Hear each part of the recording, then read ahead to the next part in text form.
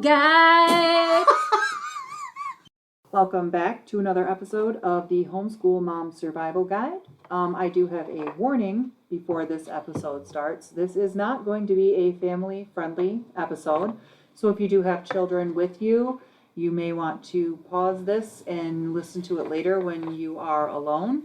I would not listen to this with children present. If you are one of our more sensitive listeners, you may want to skip this week's episode and wait for the next week. But it's a very important topic. I don't know if I would say skip it, but just be in a good space where you can be angry or upset, and don't listen to it in public. Like if you're grocery shopping, that might not be the best place to be listening to this episode.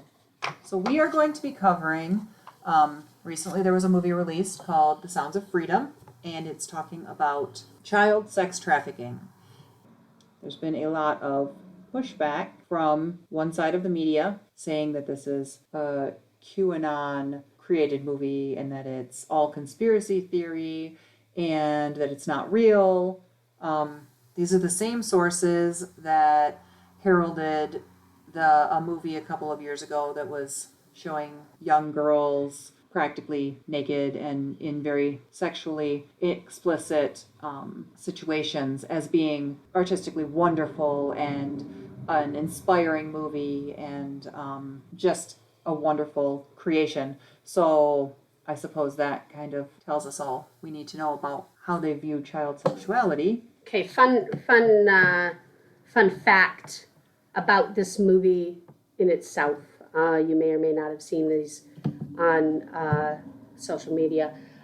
Disney owned the rights to this film and had no plan to release it.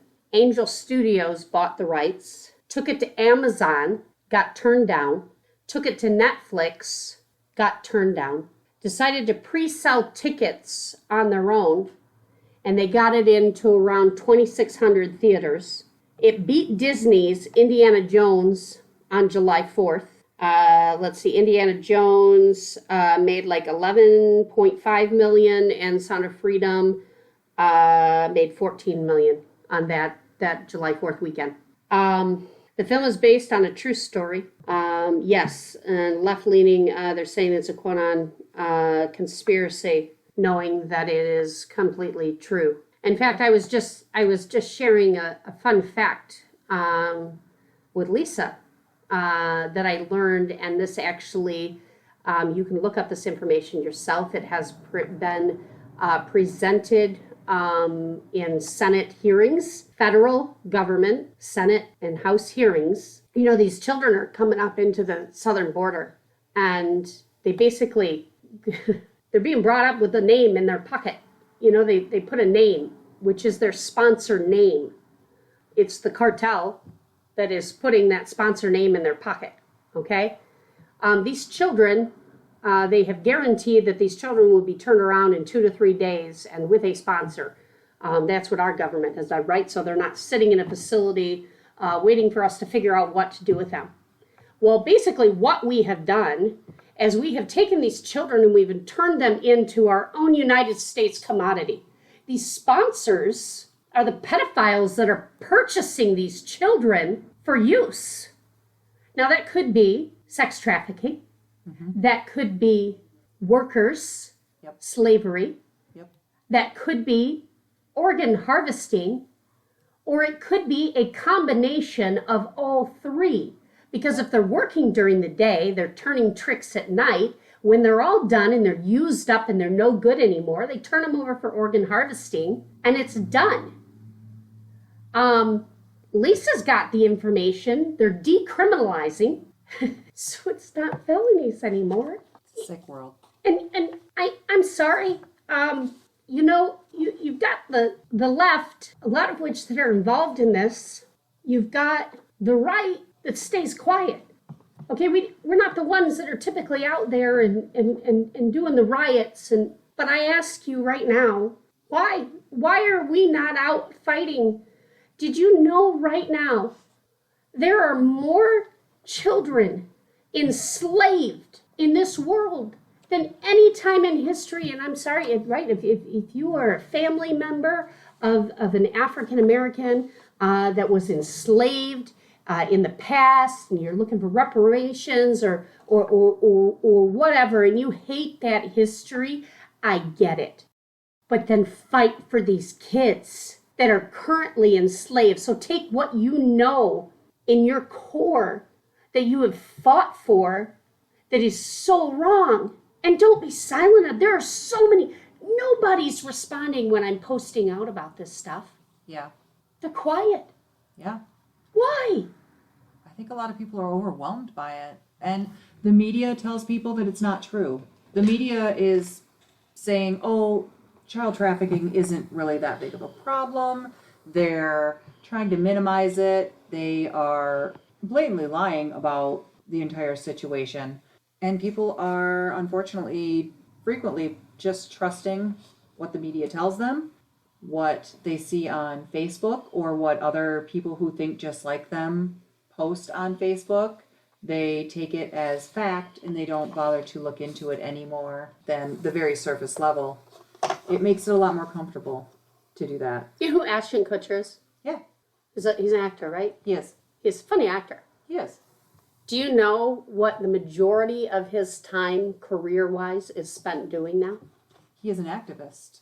He's an activist for children who are sex trafficked. Not just an activist.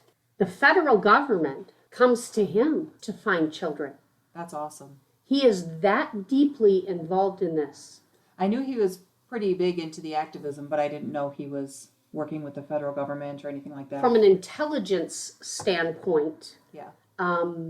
Your husband would probably know more about this than either of us ever would, but like the IT side of it, he is so far advanced. That's amazing. That they're coming to his organization or his company for help. I've seen him speak on a few panels, and he is very, very passionate, and he is very upfront and in your face. He does not hold any punches. He doesn't try to sugarcoat things. He doesn't try to make them sound more politically correct. He just calls a spade, and I absolutely love that about him. I don't know how you can be upfront and politically correct on any of this subject. And it's so bad that I don't care if you're offended by it.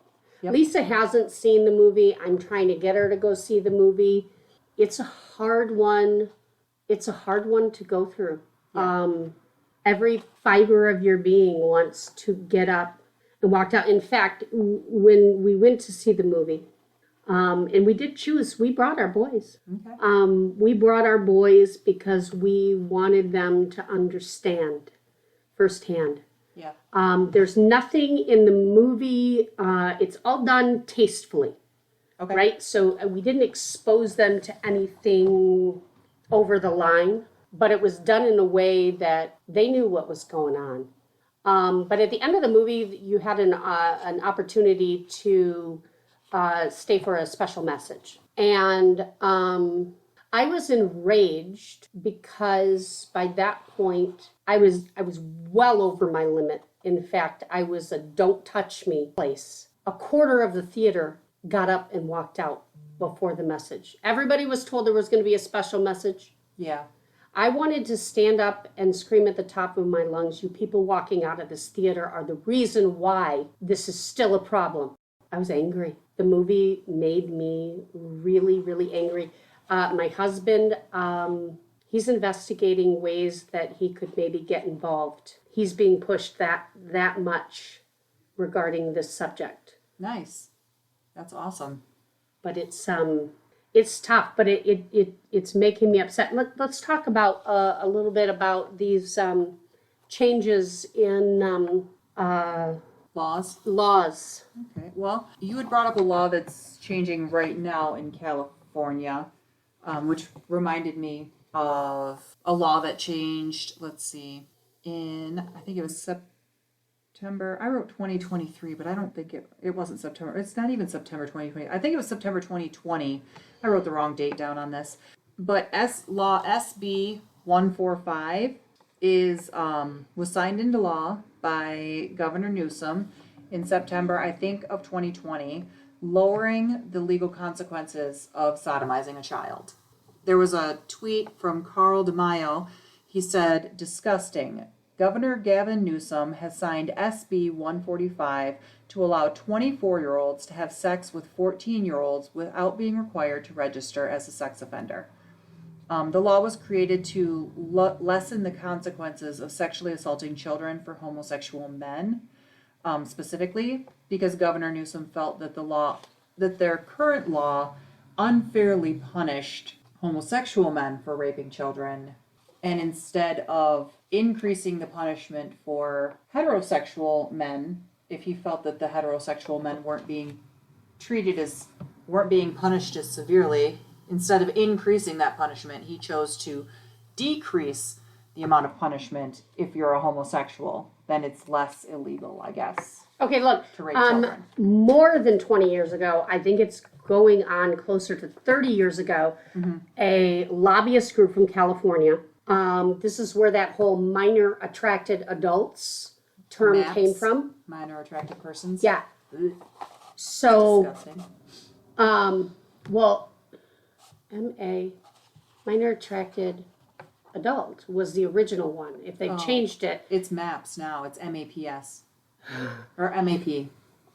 Minor attracted persons. So basically their whole lobby point was, how can you punish someone that has no choice in the fact that they are attracted to or identify as, I kid you not, like if a man is attracted to an 8-year-old boy and he identifies as an 8-year-old boy, how can you punish that? That's not his fault. Yeah. That's where this started. Yep. 30 years ago, people. Yeah, and it was back then, people were like, oh, that's just fringe, like that's never going to become mainstream. That whole identifying as a different age, identifying as this and that's never going to become the norm. And look at where we are now. Yeah, everybody in the last year that has been, fighting with their school boards over these books that are put in, that's great. You're doing a wonderful job. Keep fighting. Yeah, but you're almost 30 years late on this. Okay, so this week, and this is Daily Wire that presented this, so I can't take credit for this information. Daily Wire reported out California Assembly's Public Safety Committee blocked a bill that would have made human trafficking of a minor a serious felony.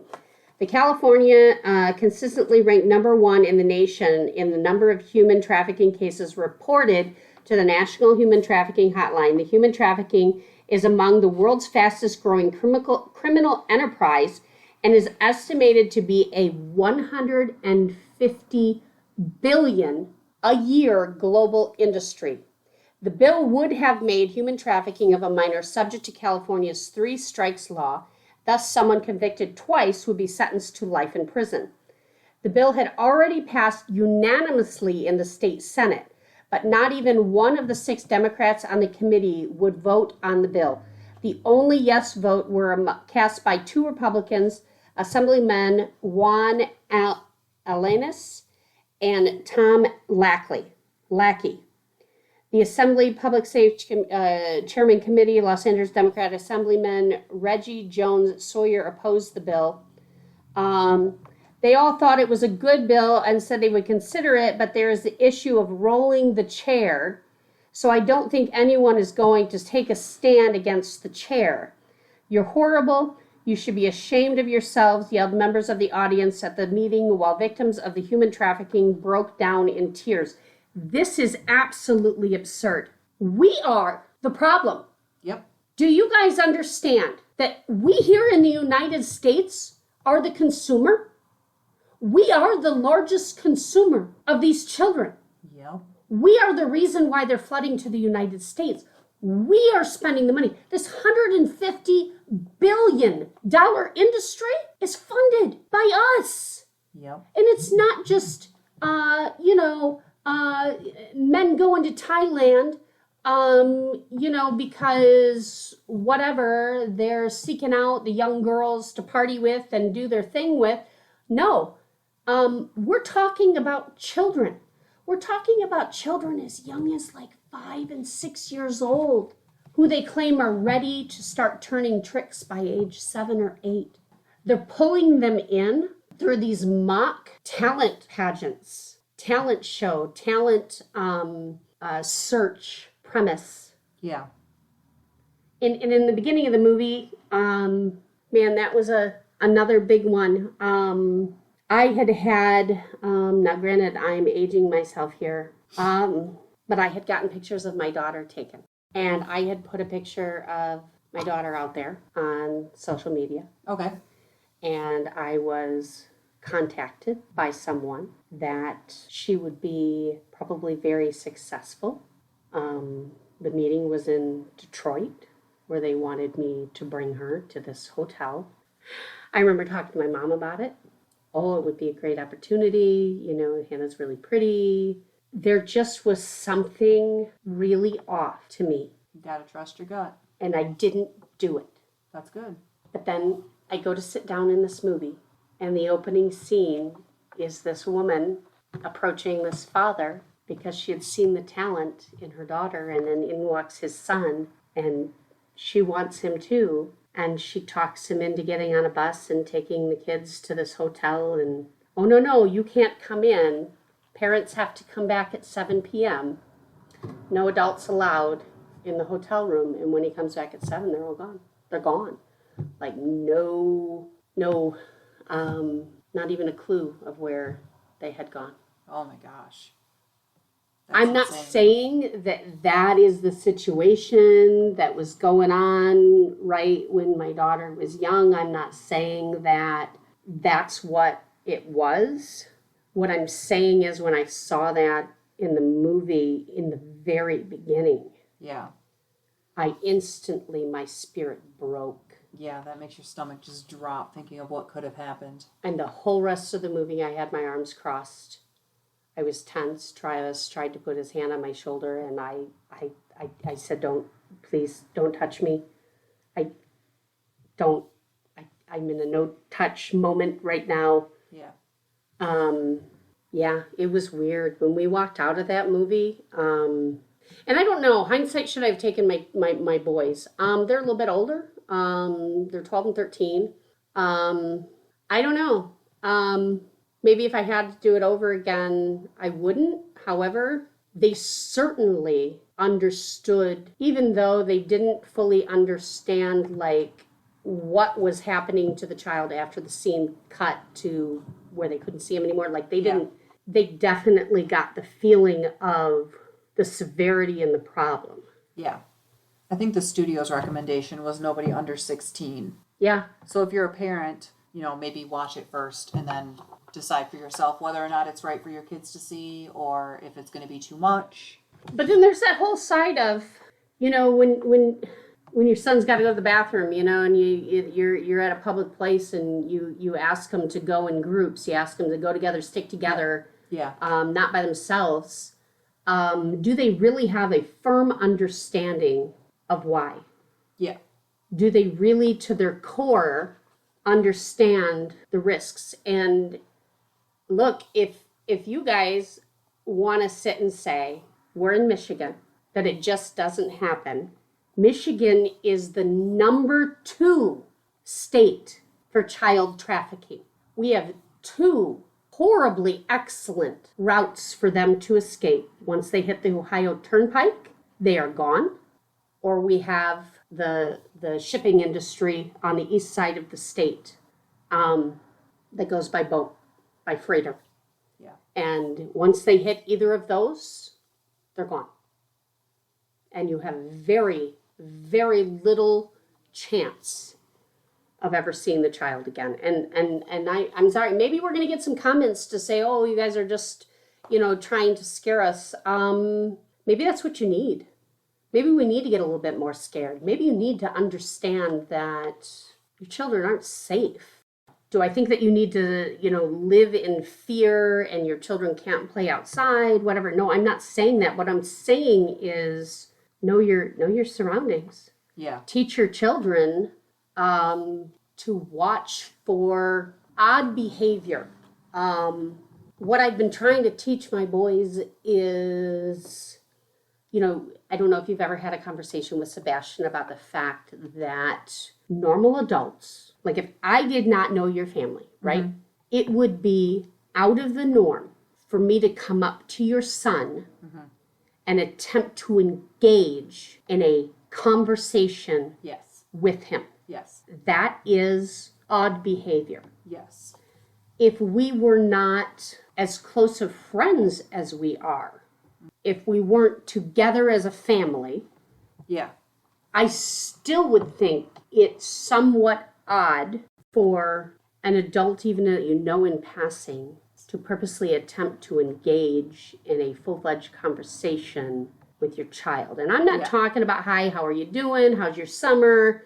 You know, that kind of thing, and then we're off. I'm talking about conversation. Yes. We have had conversations about that because Sebastian is a very personable kid. Like, he will talk to anybody, and he sees the good in everybody, which I love, but at the same time scares me.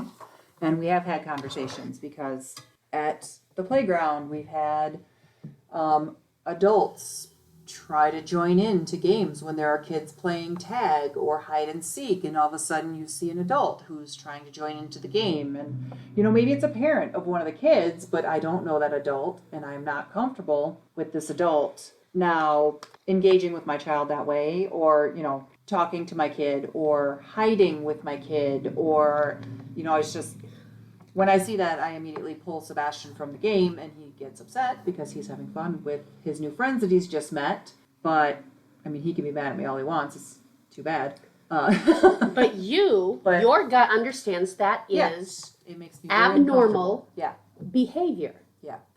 And we've explained that to him. He still doesn't seem to, he understands it, but at the same time, he has the mindset that, you know, people are good and adults are safe. And it's definitely been a challenge getting him to understand that not all people are good and not all adults are safe, and that you cannot just talk to any adult, and that if we are not there with you, you should not be having a conversation with any adult that you don't know or don't know well. So as a rule of thumb, right, you've got like this baseline behavior. Yep. That a parent would expect to see, you know, like we were just talking about, engaging in deep conversation with the child. That would be odd behavior, questionable behavior. Does it necessarily mean that it's bad? No. No, but it's inappropriate. But I teach my boys to watch, like we call that the baseline, right? This is how someone should behave on a normal basis. And look for behaviors. I know you watch a lot of the crime shows, and you know exactly what I'm talking about. Yep. Because when they're looking for these criminals or these pedophiles or these serial killers, one of the things that they're looking for is behavior that is outside of the norm. And so when they're talking to other people, like whatever, they get their idea, this purpose between the ages of blah and blah, and they start talking to people in the area. Have you noticed anyone whose behavior has been a little off? Those are the things that I try to talk to the boys about. And I think in watching this movie, like especially when the lady comes to the house, numero uno, the little girl opened the door wide. Yep. Like, the dad wasn't even physically near the door. She just opened it wide open. And maybe in another country, maybe they behave differently. Maybe they think about these things differently. Maybe they're more open than that. I know in our society, especially in our household, we're not so open like that. Yeah. Not unless we know you. Yeah. I won't even answer the door if I don't know who you are. Right. I'm not opening the door if it's somebody I don't know and I'm not expecting them. Right. So. But teaching my children to look for odd behavior. Yep. They pick up on drunkenness.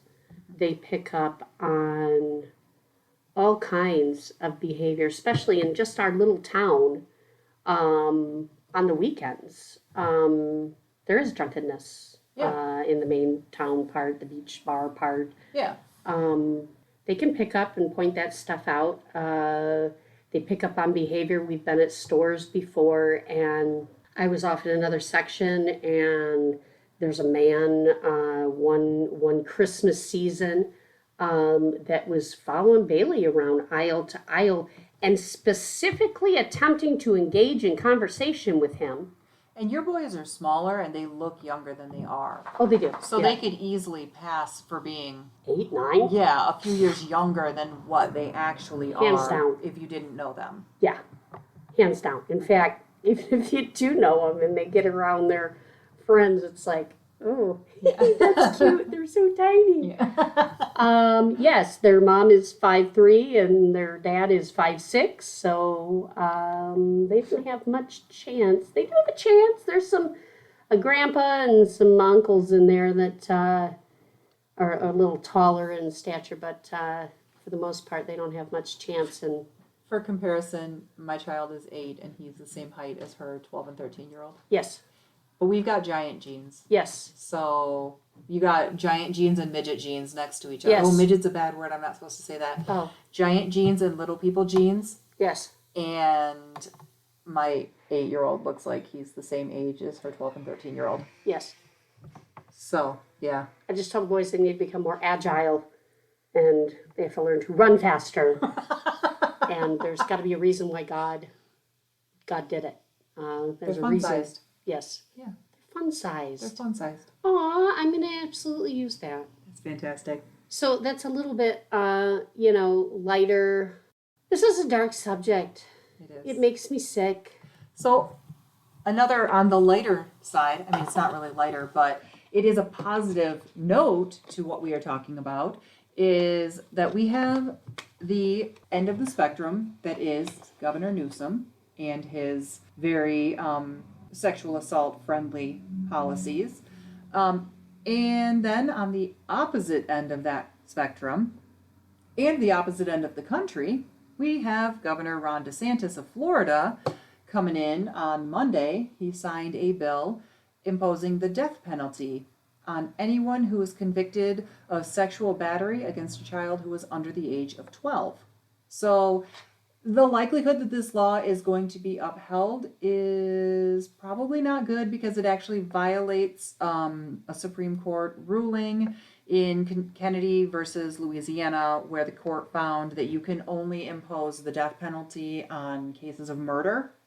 So if you don't murder somebody, the state can't murder you, was what they ruled. But as of right now, it is standing in Florida that you can get the death penalty for sexually assaulting a child under the age of 12. And once it is imposed, it will most definitely go to the Supreme Court, and then they will have to rule on that, and we'll have to wait and see how they lean on that. It's a pretty conservative Supreme Court. So I'm going to say something that's pretty out there. Yeah. If we can't do death penalty for sexual assault, and Yeah. we can only do death penalty for death, Mm-hmm. then why don't they just do life and free reign sexual assault in prison? Like release them into general population. Yes, I mean, and legit in some prisons they are allow that. out in general population, and their safety is only impacted if it gets leaked what they're in there for, or if they're dumb enough to tell people what they're in there for. It would take a day or two and they'd be in diapers But- for the rest of their life. Yeah. I mean, there are many, many cases of prison justice. I'm sure they would say that's inhumane. I mean, but you can't control what the prisoners do. But It's, taking a child, between the ages of 6 and 8, yeah. turning them 10 times a day for profit Yeah. for 10 years before you release them or sell their organs for harvesting. Yeah. That's not inhumane. Yeah. It's disgusting. How is our federal government know that this is happening and allow it to be happening? Every single one of you should be writing your reps, your senators, your governors, Congressman.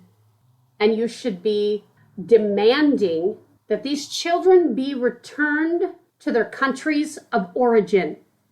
That if they are showing up with a sponsor in their pocket, they will not be released to the sponsors. They will be returned to their country of origin. Can you imagine being one of the parents sending your child to America with a sponsor, thinking you are sending them to a better life, only to be sending them into that kind of nightmare. Look at the kids. Okay, you want to look up a study? Look up a study of the kids that age out of foster care, or the amount of kids that get put into foster care, and they don't even make it to aging out. They just come up missing. You know darn well what's happening to them. Same exact thing. They're going to other countries. They're being shipped out, and nobody's doing anything about it.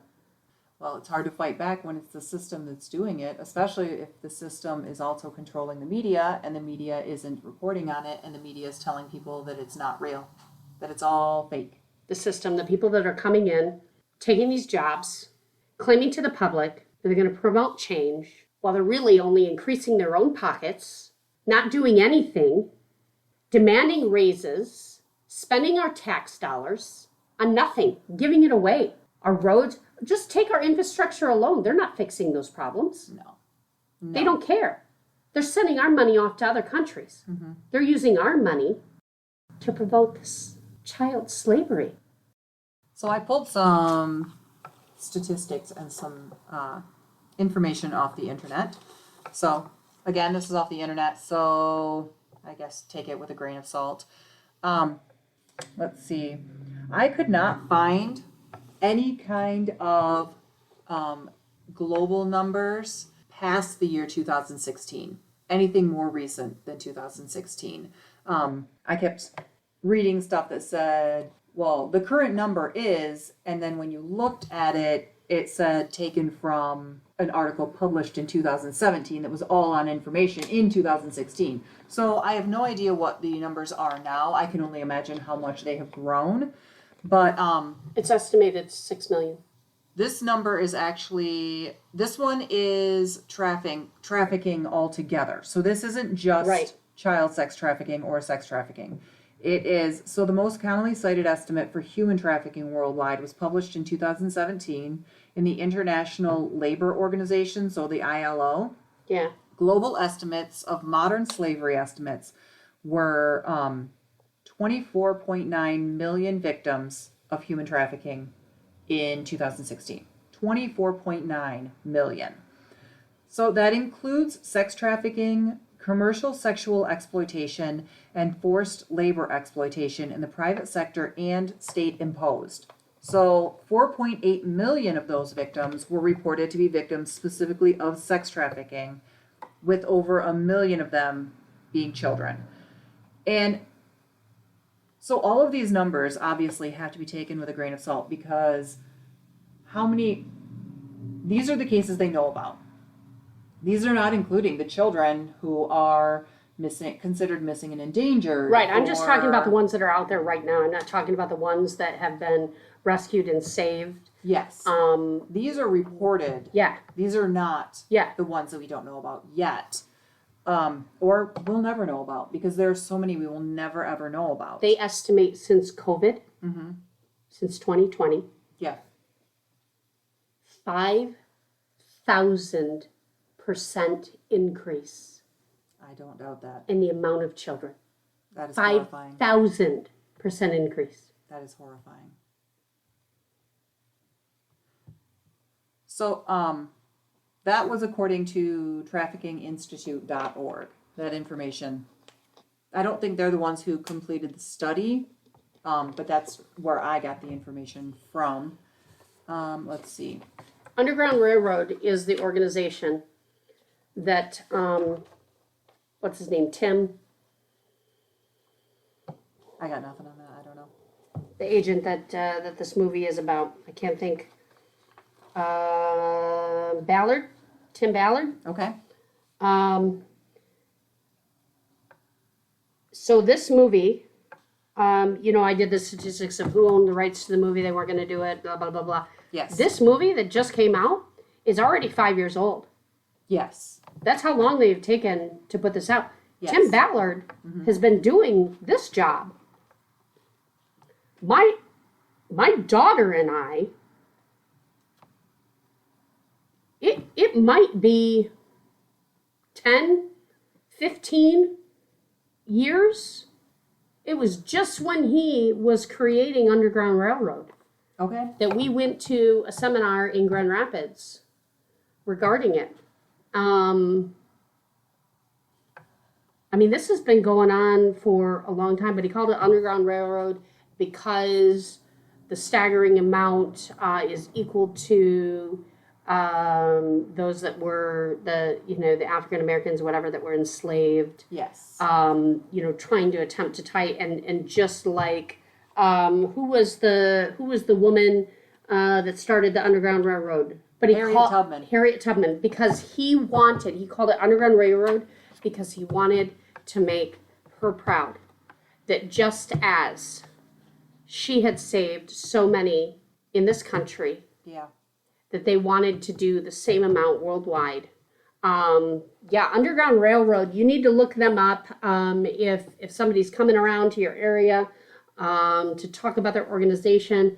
You want to fund an organization that is actually attempting to do things and is getting success, and is that would be Underground Railroad.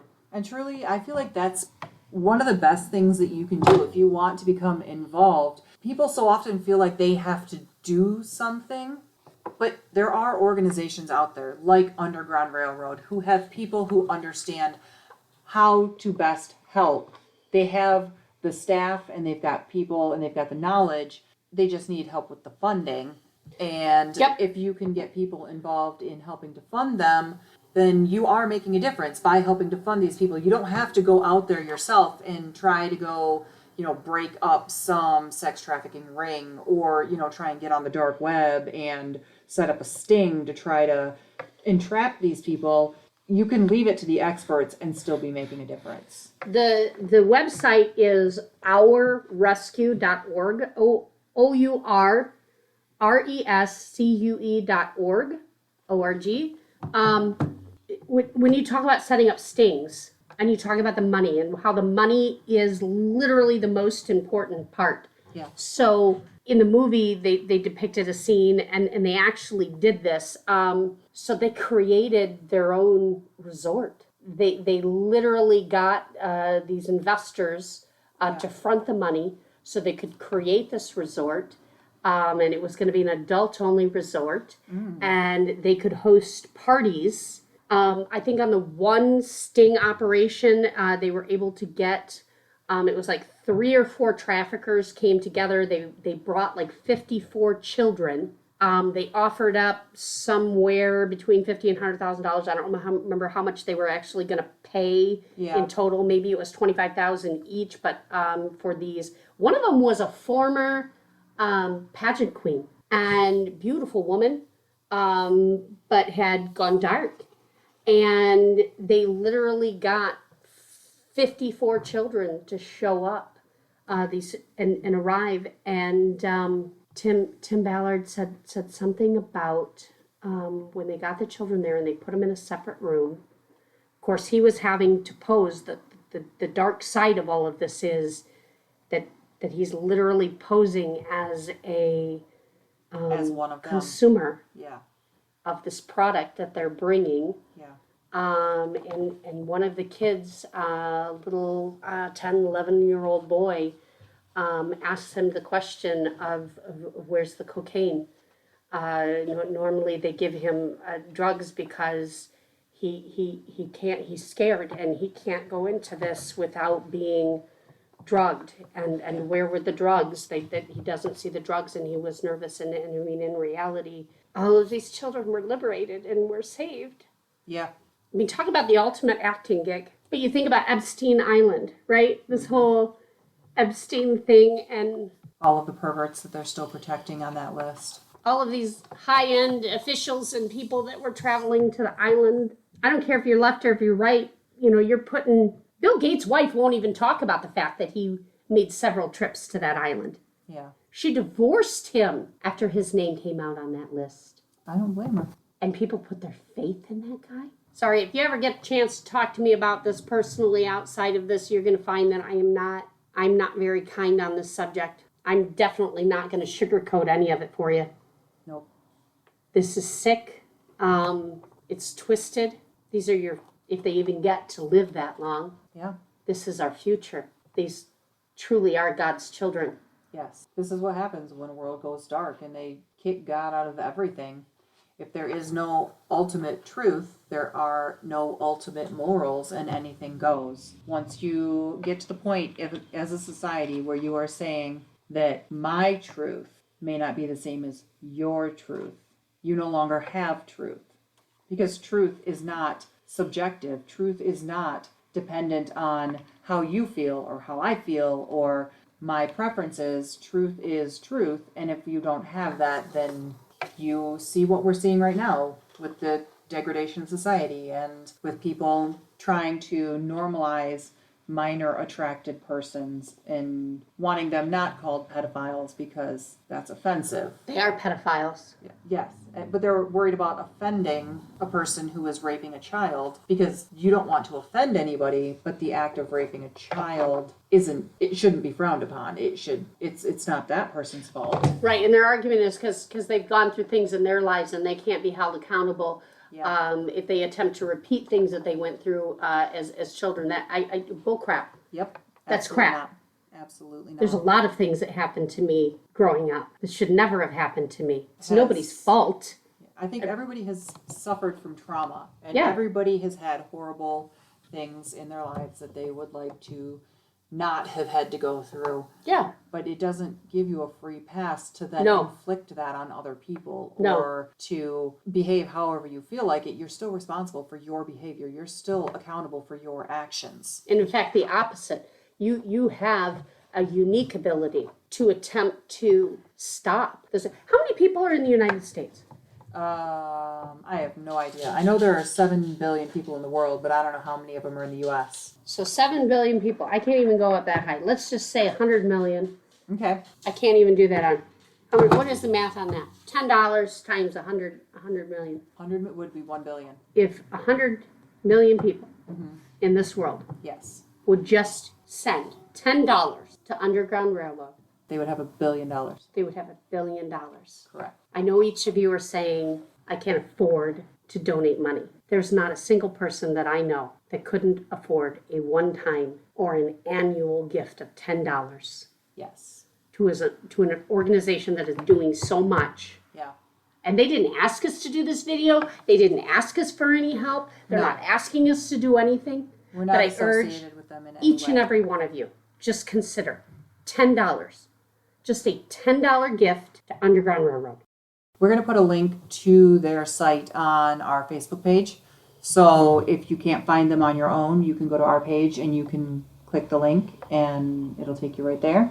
So, and I urge you to take this video, take this podcast, take this recording. Please share it. Yeah. Share it out. I want people to be angry with us. I want people to be angry with what we're saying. Because if they're angry, they're more likely to share the message, and that message will get out further and farther. And I'm looking for donations to go to Underground Railroad so that they can help save these children. Yes. So according to the United Nations, there are 3 main elements to trafficking. First is the act, which is recruitment, transportation, transfer, harboring, or receipt of persons. The second is the means, which is threat of force, coercion, abduction, fraud, deception, abuse of power or vulnerability, or giving payments or benefits to a person in control of the victim. The third is the purpose, for the purpose of exploitation, which includes exploiting the prostitution of others, sexual exploitation, forced labor, slavery, or similar practices, and the removal of organs. So that is what the United Nations says are the 3 main elements of trafficking. I also have some common myths versus facts on trafficking that I thought were kind of interesting. So the first myth is that traffickers target victims they don't know. But in actuality, the majority of the time, victims are being trafficked by someone they know, such as a friend, a family member, or a romantic partner.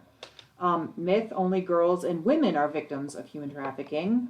Fact, boys and men are just as likely to be victims of human trafficking as girls and women. However, they are less likely to be identified and reported. Yes. Girls and boys are often subject to different types of trafficking. For instance, girls may be trafficked for forced marriage or sexual exploitation, while boys may be trafficked for forced labor, or recruitment into armed groups. The next myth is all human trafficking involves sex or prostitution. Fact, human trafficking can include forced labor, domestic servitude, organ trafficking, debt bondage, recruitment of children as child soldiers, and or sex trafficking and forced prostitution. Myth, trafficking involves traveling, transporting, or moving a person across borders. Fact, human trafficking is not the same as smuggling, which are two terms that are commonly confused. Trafficking does not require movement across borders. In fact, in some cases, a child could be trafficked and exploited from their own home. In the U.S., trafficking most frequently occurs at hotels, motels, truck stops, and online. Yes. That was one that when I used to work for the state, that was one of the things that we had learned was that a large number of trafficking victims are living at home. These are kids who live with their parents. These aren't necessarily parents who are uninvolved with their children either. These are children who are getting on the internet and they're talking to people on the internet. They're meeting strangers. Yep. Their parents think, oh, little Susie is out with her friend Jenny that we know and we trust their family. And that's where she's headed right now. And in actuality, little Susie is meeting up with somebody that she met online and is now involved in trafficking. And frequently they use shame to keep these children in line because, okay, you showed up and we're going to get you to make this video, or we're going to force you to do such and such an act on somebody. And now, if you don't continue to do what we tell you, we are going to tell everybody, including your family, what you've been up to, what you've been doing. And they are all going to be ashamed of you and they're going to be horrified. They're going to blame you. Yep. So then the last myth that I have for you is trafficking primarily occurs in developing countries. And we already discussed that the U.S. is the biggest consumer of trafficked children. So this fact shouldn't come as too much of a shock, but trafficking occurs all over the world, though the most common forms of trafficking can differ by country. The United States is one of the most active sex trafficking countries in the world, where exploitation of trafficking victims occurs in cities, suburban, and rural areas. Labor trafficking occurs in the U.S., but at lower rates than most developing countries. All of that information came from SaveTheChildren.org. And then I found one last thing I found rather interesting. It was from WorldPopulationReview.com. It said, victims frequently do not seek help due to language barriers, fear of their traffickers, or fear of law enforcement. Because human trafficking is considered a hidden crime, several key indicators can help people recognize potential endangerment and notify law enforcement. The United Nations Office on Drugs and Crime has a list of indicators you can use to help identify victims. So these indicators include appearing malnourished, appearing injured or having signs of physical abuse, avoiding eye contact, social interaction, and law enforcement, responding in manners that seem rehearsed or scripted, lacking personal identification documents, and lacking personal possessions. Those are all going to be indicators for people who have been trafficked but who have been removed from their homes, because the kids who are being trafficked from their homes are at home eating. They're being fed by their parents. They have possessions, things like that. But those are all just really good indicators of if you see somebody in public.